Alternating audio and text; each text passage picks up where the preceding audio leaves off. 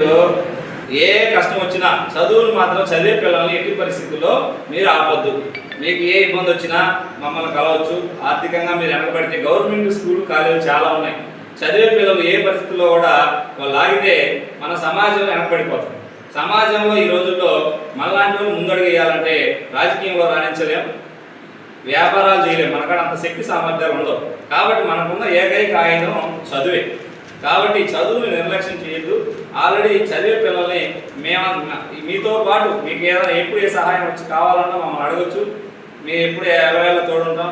కాబట్టి మీరు చదువు నిర్లక్ష్యం చేయకుండా ఎవరైతే 5 మంది పిల్లలు వచ్చారో వాళ్ళు ఒక సమాజంలో మనం డెవలప్ అవుతున్నామంటే పక్కనాన్ని ఇబ్బంది పెట్టడమే కాదు, వాళ్ళతో పాటు మనం డెవలప్ అవ్వడం.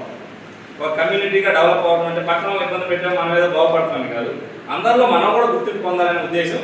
అందులో ఈ కార్యక్రమం చేయడానికి ఏంటంటే చదువు ఒక్కటే మనిషిని మనలాంటి సామాజిక ఆర్థిక రాజకీయ వెనకబడి తరగతి కులాలలో డెవలప్ అవ్వాలంటే ఈ చదువు ఒక్కటే ఆయుధం అనేది మీకు గుర్తు చేస్తున్నాను. మీరు ఏ విధంగా మీరు రాజకీయం చేసినా 5 సంవత్సరాల తర్వాత మనం ఎవరో వాడుకుంటాం మీకు తెలుసు. ఆల్రెడీ రాజకీయాల జోలికి మనం వెళ్తే ఎలా అవుతుందో మీకు తెలుసు. మనం ఎలా అని చేస్తారు.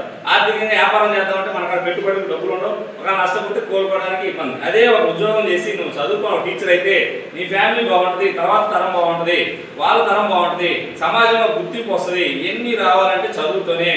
అనగానే వర్గాలు మనలాంటి బహుజన కులాలు డెవలప్ అవ్వాలంటే చదువును నిర్లక్ష్యం చేయొద్దు. చదివే పిల్లల్ని మనం ప్రోత్సహిద్దాం. వాళ్ళకి ఏ విధంగా ఇబ్బంది ఉన్నా, వాళ్ళకి ఏ విధంగా సహాయ సహకారాలు కావాలన్నా మాతో మా సంఘం తరఫున ఏ రకంగా మీకు ఇబ్బంది ఉన్నా మమ్మల్ని కావచ్చు. మీకు ఖచ్చితంగా మేము హెల్ప్ చేస్తాం. కాబట్టి ఈ చదివే పిల్లలు ఎవరైనా వాళ్ళని మానిపించద్దు. అట్లీస్ట్ వీళ్ళంతా మెరిట్ స్టూడెంట్స్. సో నా పేరు వచ్చేసి కంచెర్ల వెంకట కిరణ్ సిద్ధార్థ, ఇసుకపల్లి గ్రామం. నేను జెడ్పీ పాఠశాలలో నేను ఈ ఎస్ఎస్సి పబ్లిక్ ఎగ్జామినేషన్స్లో 574 అవుట్ ఆఫ్ 600 గెయిన్ చేసుకున్నా. సో ఇంత రజక సంఘం పిలిచి మమ్మల్ని ఇంత మంచిగా మోటివేట్ చేస్తున్నందుకు నాకు చాలా సంతోషంగా ఉంది.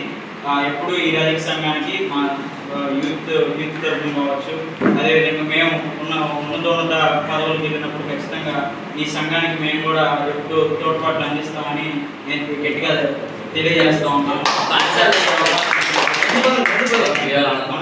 పెద్దలందరికీ కూడా ధన్యవాదాలు తెలియజేసుకుంటూ పేరు స్కూల్ అంటే చెప్తాము.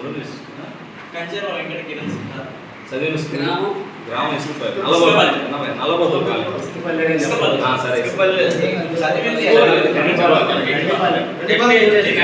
జిల్లా పరిషత్